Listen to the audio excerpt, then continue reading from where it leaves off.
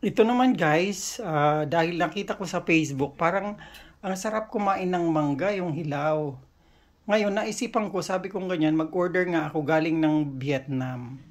Kasi parang ang sarap niya na alam mo yun, yung parang ah, akala mo hilaw pa, pero yung loob yelo na. Titingnan natin kung ano nga. Kasi ayan no, fresh mango, product of Vietnam.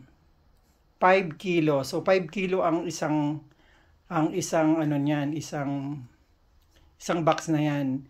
Nakita ko lang siya sa Facebook, sabi ko sa kapatid ko, umorder tayo kasi parang gustong kumain ng hilaw na mangga. So ngayon bubuksan na natin, tingnan natin kung ano nga ang laman, kung maganda ba talaga yung mangga ng Vietnam.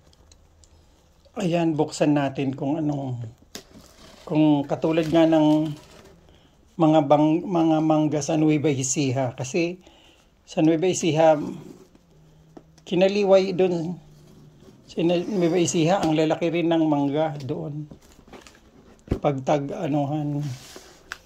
harvestan. Ito subukan natin kung pwede pa tayo umulit na umorder, kasi although mahal pero siguro naman dahil export, ito is quality. Ayan, buksan natin. Kung quality nga. Ayan.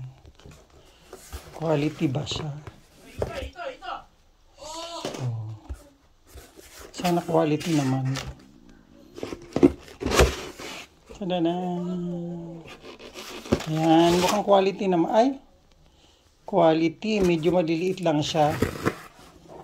Maliliit lang, pero pwede na rin.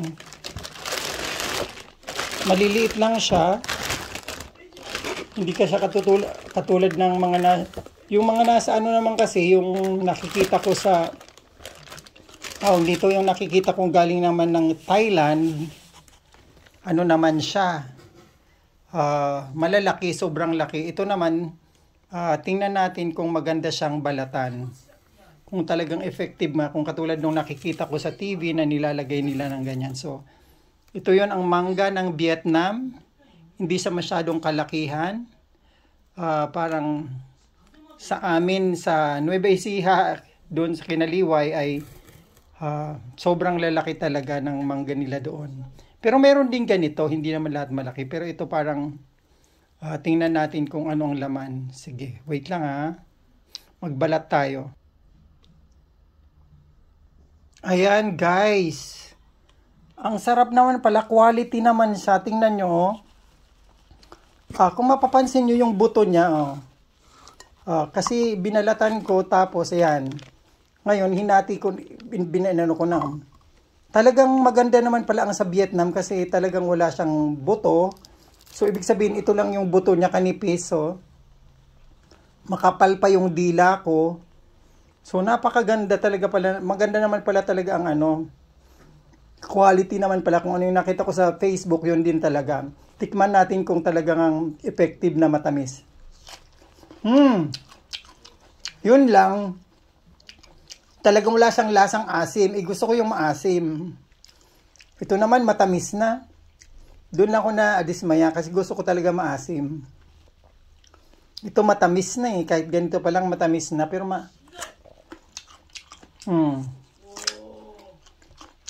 ano kayang meron dito at matamis, hindi sa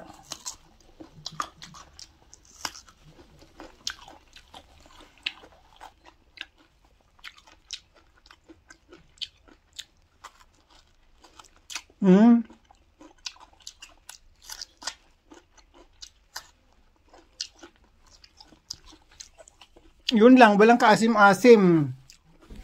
Matamis talaga. Bukod sa ang nipis pa ng ano niya, tapos ano pang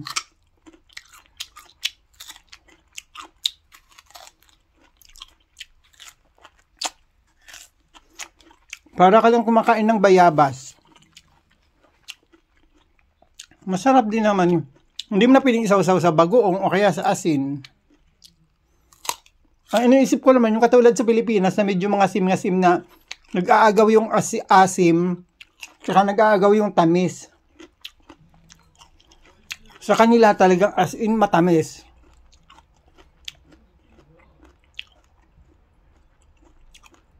Thank you for watching.